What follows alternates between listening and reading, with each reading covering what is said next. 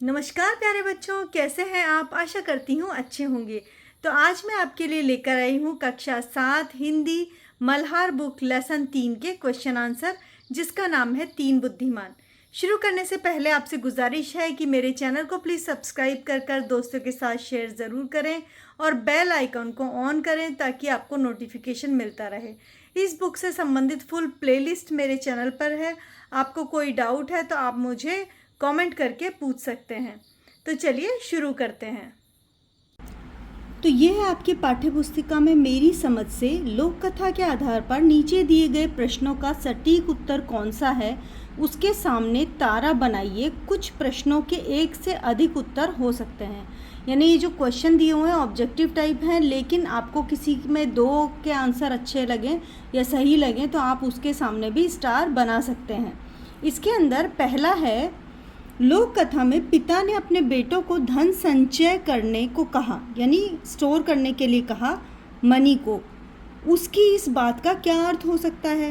तो इसका आंसर है पैनी दृष्टि और तीव्र बुद्धि का विकास करना, क्योंकि वो जो व्यक्ति था वो बहुत ही गरीब था, इसीलिए उसने अपने बच्चों को कहा कि पैनी दृष्टि और तीव्र बुद्धि का विकास करना चाहिए। दूसरा है, तीनों भाइयों ने अपने ज्ञान और बुद्धि का उपयोग करके ऊँटों के बारे में बहुत कुछ बता दिया। इससे क्या निष्कर्ष निकलता है, यानी क्या कंक्लूजन निकलता है? आंसर है, समस्या को सुलझाने के लिए ध्यान से निरीक्षण करना महत्वपूर्ण है। यानी आप कोई प्रॉब्लम को सॉल्व करना चाहते हो तो आपको फुल कंसंट्रेशन से आपको पूरा का पूरा निरीक्षण करना पड़ेगा, देखना पड़ेगा उस समस्या के बारे में। नेक्स्ट है, राजा ने भाइयों को बुद्धिमत्ता पर विश्वास क्यों किया, कि वो बहुत इंटेलिजेंट है, ऐसा क्यों सोचा? आंसर है, भाइयों ने अपनी बातों को तर्क के साथ कहा, यानी फैक्ट के साथ उन्होंने अपनी बात को प्रेजेंट किया राजा के सामने। अगला प्रश्न है, लोक कथा के पात्रों और घटनाओं के आधार पर राजा के निर्णय के पीछे कौन सा मूल्य छिपा है? उत्तर है, अच्छी तरह जांच किए बिना किसी को दोषी नहीं ठहराना चाहिए। यानी जब तक हम पूरे की पूरी तहकीकात ना कर लें, उसके आधार पर वो व्यक्ति अगर पनिशेबल है तभी उसे पनिश करना चाहिए, नहीं तो नहीं। अभी आगे दे रखा है, हो सकता है आपके समूह के साथियों ने भिन्न भिन्न उत्तर चुने हों। अपने मित्रों के साथ चर्चा कीजिए कि आपने ये ही उत्तर क्यों चुना। आपको ग्रुप डिस्कशन करना है अपनी क्लास के अंदर। नेक्स्ट है, पंक्तियों पर चर्चा। पाठ में से चुनकर कुछ पंक्तियाँ नीचे दी गई हैं, यानी कुछ लाइंस दी हुई हैं, इन्हें ध्यान पूर्वक पढ़ना है और इन पर विचार करना है। आपको इसका क्या अर्थ यानी मीनिंग समझ में आता है, अपने विचार अपने समूह से साझा कीजिए और लिखिए। आपको अपने ग्रुप डिस्कशन करना है और उसके बाद में इसको लिखना है। क है, रुपए पैसे के स्थान पर तुम्हारे पास पैनी दृष्टि होगी, यानी आपके पास मनी नहीं होगी लेकिन शार्प विजन होगा। सोने चांदी के स्थान पर तीव्र बुद्धि होगी, आपके पास गोल्ड या सिल्वर नहीं होगा लेकिन आप बहुत इंटेलिजेंट होंगे। ऐसा धन संचित कर लेने पर तुम्हें किसी प्रकार की कमी नहीं होगी, यानी आप अपनी बुद्धि और अपनी दृष्टि का अगर मनी के रूप में संचित करोगे, इकट्ठा करोगे तो कोई कमी नहीं होगी और तुम्हें दूसरों की तुलना में 19 नहीं रहोगे। यानी अगर दूसरे लोगों से तुलना की जाए तो तुम किसी भी तरह से कम नहीं होगे। तो इसको अगर हमें लिखना है तो इस तरह से लिखेंगे, तुम अपने रुपए पैसों पर नहीं बल्कि बुद्धिमानी, समझदारी और सूझबूझ पर ध्यान दोगे। तुम्हारा ध्यान धन पर नहीं बल्कि उस समय पर होगा जो हर समस्या का समाधान खोज सकता है। इससे बड़ी संपत्ति और क्या हो सकती है?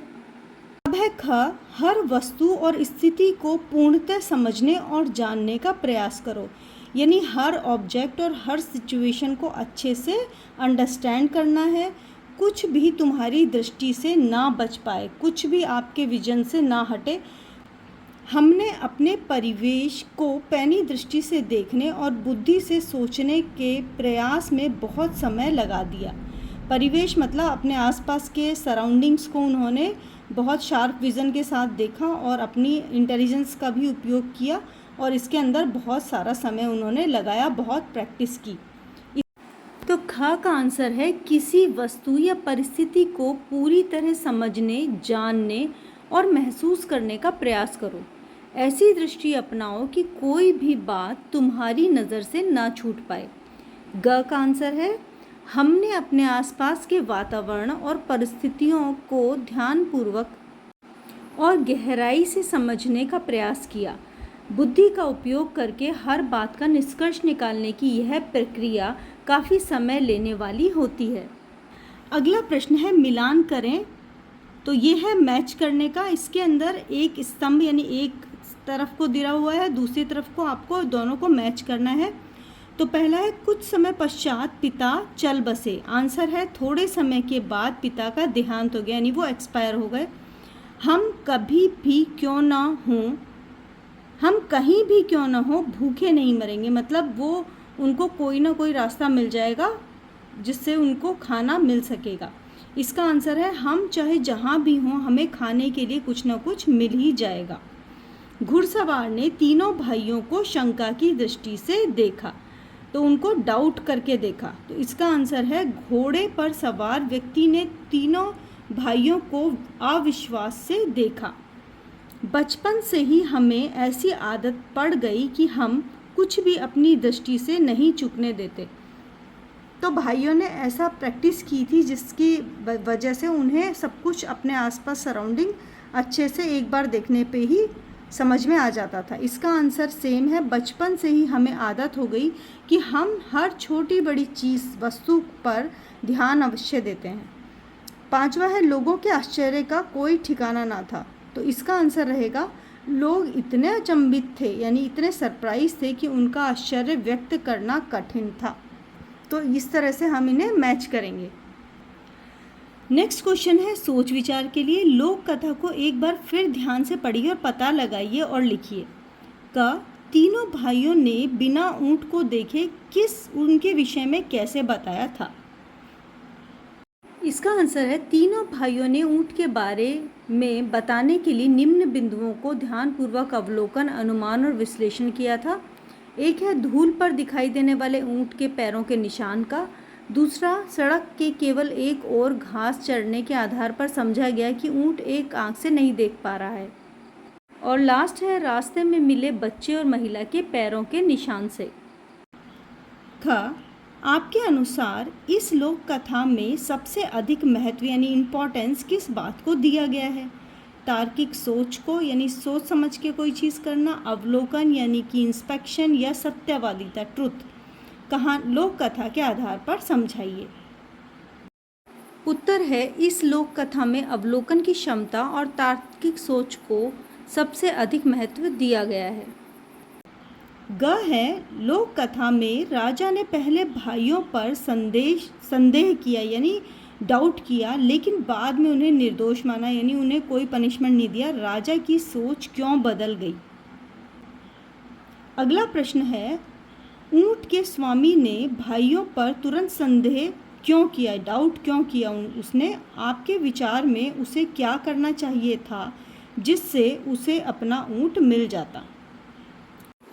ग का उत्तर है लोक कथा में राजा ने शुरुआत में तीनों भाइयों पर संदेह किया, लेकिन बाद में उन्हें निर्दोष माना। उनकी सोच इसलिए बदल गई क्योंकि भाइयों ने शांत मन से अपने अवलोकन और तर्क को प्रस्तुत किया। राजा उनकी बुद्धिमान सूझबूझ और गहरी विश्लेषण क्षमता से प्रभावित हुए। उसे समझ में आ गया कि वो चोर नहीं है बल्कि सत्य प्रिय व गहराई से सोचने वाले बुद्धिमान व्यक्ति हैं। अगले प्रश्न का उत्तर है ऊंट के मालिक ने भाइयों पर तुरंत संदेह किया क्योंकि वे बिना ऊंट को देखे ही उसके बारे में सही बातें बता रहे थे। ड है पिता ने बेटों को दूसरे प्रकार का धन संचित करने की सलाह क्यों दी। इससे पिता के बारे में क्या क्या पता चलता है।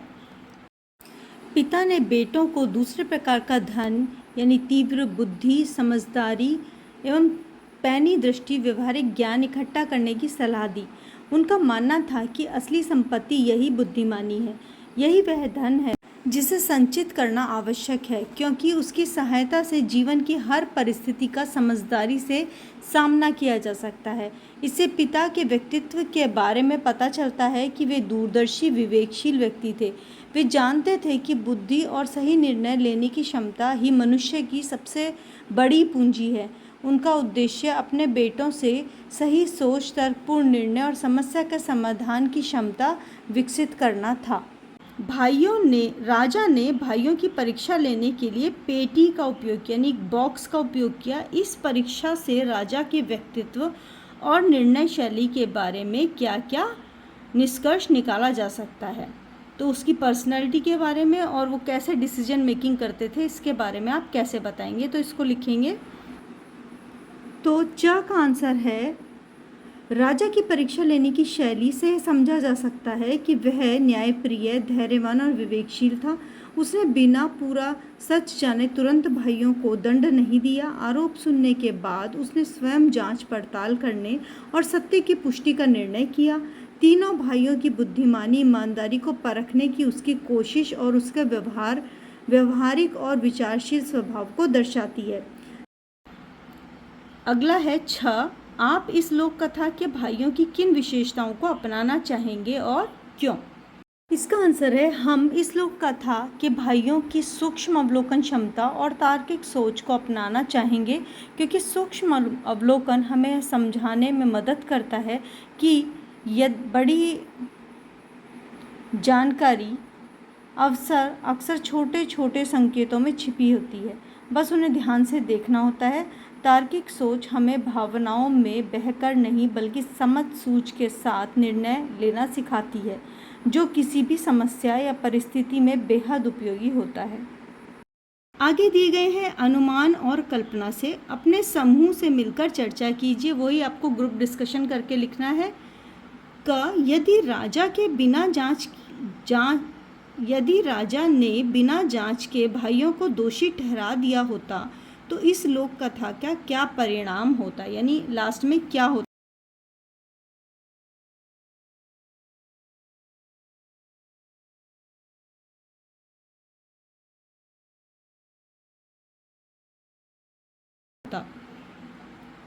ख, यदि भाइयों ने अनार के बारे में सही अनुमान न लगाया होता तो लोक कथा का अंत किस प्रकार होता। तो ये आपकी कल्पना, यानी आप सोच के आगे क्या उसके अंदर चेंजेस ला सकते हैं, उसके आधार पर अपने विचार व्यक्त करें।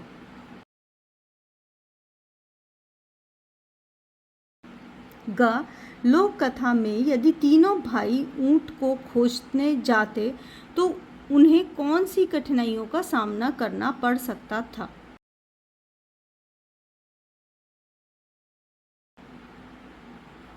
घ, यदि राजा के स्थान पर आप होते तो भाइयों की परीक्षा लेने के लिए किस प्रकार के सवाल या गतिविधियां करते, अपनी कल्पना से समझाइए। नेक्स्ट है शब्द से जुड़े शब्द। नीचे दिए गए रिक्त स्थान में बुद्धि से जुड़े शब्द अपने समूह में चर्चा करके लिखिए। यानी बुद्धि यानी इंटेलिजेंस जो है उसको रिलेट करते हुए कौन कौन से पर्यायवाची हो सकते हैं या समानार्थी शब्द हो सकते हैं, वो आपको लिखने हैं।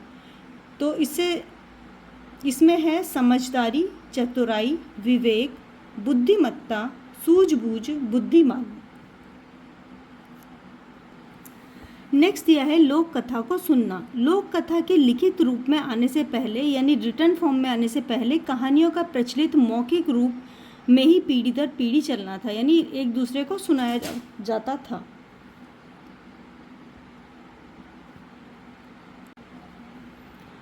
लोक कथा को सुनना। लोक कथा के लिखित रूप में आने से पहले कहानियों का प्रचलित मौखिक रूप में ही पीढ़ी दर पीढ़ी चलना था, यानी रिटन फॉर्म में आने से पहले एक दूसरे को सुनाया जाता था। इसमें कहानी सुनने, सुनाने और याद रखने की महत्वपूर्ण भूमिका होती थी। कहानी कहने या सुनने वाला इस तरह से कहानी सुनाता था कि सुनने वाले को रोचक लगे, यानी स्टोरी टेलिंग का एक मेथड होता है। इसमें कहानी सुनने वालों को आनंद ही आता है तथा कथा उन्हें याद भी हो जाती है, यानी स्टोरी उन्हें पता चल जाती है, याद रहती है, हमेशा रिमेंबर रखते हैं वो। अब आप अपने समूह के साथ मिलकर इस लोक कथा के रोचक ढंग से सुनाइए। यानी जो आपने स्टोरी अभी पढ़ी है उसको आपको एक दूसरे को सुनाना है।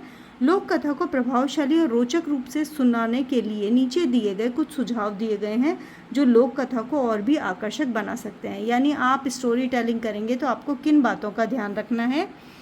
स्वर में उतार चढ़ाव। लोक कथा सुनाते समय स्वर में या आवाज़ में उतार चढ़ाव से उत्साह और रहस्य का निर्माण होता है। जब लोक कथा में कोई रोमांचक या रहस्यमय पल आए तो स्वर धीमा या तीव्र हो सकता है। भावनाओं की अभिव्यक्ति, यानी आपको अपना जो वॉल्यूम है उसके अंदर भी ऊपर नीचे करना है उसको। अपने इमोशंस, भावनाओं को प्रकट करने के लिए स्वर का सही चयन करें। जैसे खुशी, दुख, आश्चर्य आदि को स्वर के माध्यम से दर्शाइए। नेक्स्ट है लोक कथा के पात्रों के लिए अलग अलग स्वर। जब लोक कथा में अलग अलग पात्र हों तो हर पात्र के लिए स्वर ऊंचा, नीचा, तेज, धीमा आदि का उपयोग किया जा सकता है ताकि उन्हें पहचाना जा सके। नेक्स्ट है हाथों और शरीर का उपयोग। जब आप लोक कथा के किसी घटना का वर्णन करें तब शारीरिक मुद्राओं और चेहरों के भाव का उपयोग किया जा सकता है। नेक्स्ट है हास्य का प्रयोग, यानी हंसना। जब कोई हास्यपूर्वक या आनंदपूर्वक दृश्य हो तो चेहरे की मुस्कान और हंसी के साथ उसे प्रस्तुत करें। नेक्स्ट है विवरणात्मक भाषा का उपयोग।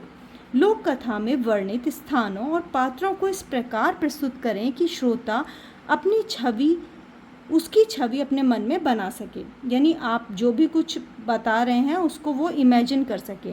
रोचक मोड़, एक बार दो लोक कथा के रोमांचक मोड़ों पर थोड़ी देर के लिए रुकें और श्रोताओं में उत्सुकता होने दें। जैसे, क्या आप जानना चाहते हैं कि आगे क्या हुआ? संवादों को स्पष्ट और प्रासंगिक बनाएं। पात्रों के संवाद यानी आपस में जो बात करें इस तरह से प्रस्तुत करें कि वे मौलिक लगे। तो ये कुछ बातें आपको ध्यान रखनी है। नेक्स्ट है कारक। नीचे दिए गए वाक्य को ध्यान से पढ़िए। भाइयों, जवाब दिया। यह वाक्य कुछ अटपटा लग रहा है ना? अब नीचे दिए गए वाक्य को पढ़िए। भाइयों ने जवाब दिया। तो ने क्या है? ये कारक है। इन दोनों वाक्यों में अंतर समझ में आया? बिल्कुल सही पहचाना आपने। दूसरे वाक्य में ने शब्द भाइयों और जवाब दिया के बीच में संबंध को जोड़ रहा है। संज्ञा या सर्वनाम के साथ प्रयुक्त होने वाले शब्दों के ऐसे रूपों को कारक या परसर्ग कहते हैं। कारक शब्दों के कुछ उदाहरण हैं तो ये हैं ने, को, पर, से, के द्वारा, का, में, के लिए, की, के, हैं, हो, अरे। और आगे इनका उपयोग बता रखा है। हमने कुछ रिक्त स्थान दिए हुए। हमने तो तुम्हारे ऊंट को देखा तक नहीं, भाइयों ने परेशान होते हुए कहा। दूसरा, मैं अपने रेवड़ों को पहाड़ पर लिए जा रहा था, उसने कहा, और अपनी पत्नी मेरे छोटे से बेटे के साथ एक बड़े ऊंट पर बैठी पीछे पीछे आ रही थी। तीसरा, राजा ने उसी समय अपने मंत्री को बुलाया और उसके कानों में कुछ फुसफुसाया। यह सुनकर राजा ने पेटी को पास लाने का आदेश दिया और सेवकों ने तुरंत आदेश को पूरा किया।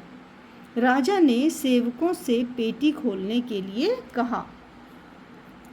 तो ये आपको एक सूचना यानी नोटिस लिखनी है। इसके अंदर है, कल्पना कीजिए कि आप एक लोक कथा के घुड़सवार हैं और उनका ऊंट खो गया है। आप अपने ऊंट को खोजने के लिए एक सूचना कागज़ पर लिखकर पूरे शहर में जगह जगह चिपकाना चाहते हैं, यानी नोटिस देना चाहते हैं। अपनी कल्पना और लोक कथा में दी गई जानकारी के आधार पर आपको यहाँ पर एक सूचना लिखनी है। नेक्स्ट है पाठ से आगे आपकी बात। पहला, लोक कथा में तीनों भाइयों की पैनी दृष्टि की बात कही गई है। क्या आपने कभी अपनी पैनी दृष्टि का प्रयोग किसी समस्या को हल करने के लिए किया है? उस समस्या और आपके द्वारा दिए गए हल के विषय में लिखिए। तो आपने अगर अपनी इंटेलिजेंस से कोई प्रॉब्लम सॉल्व की है तो उसके बारे में आपको लिखना है। दूसरा है, लोक कथा में बताया गया है कि भाइयों ने बचपन से हर वस्तु पर ध्यान देने की आदत डाली है, यानी हर ऑब्जेक्ट को, हर चीज़ को नोटिफाई किया है। वो बचपन से ही उन्होंने ऐसी आदत डाली अपने ब्रेन को।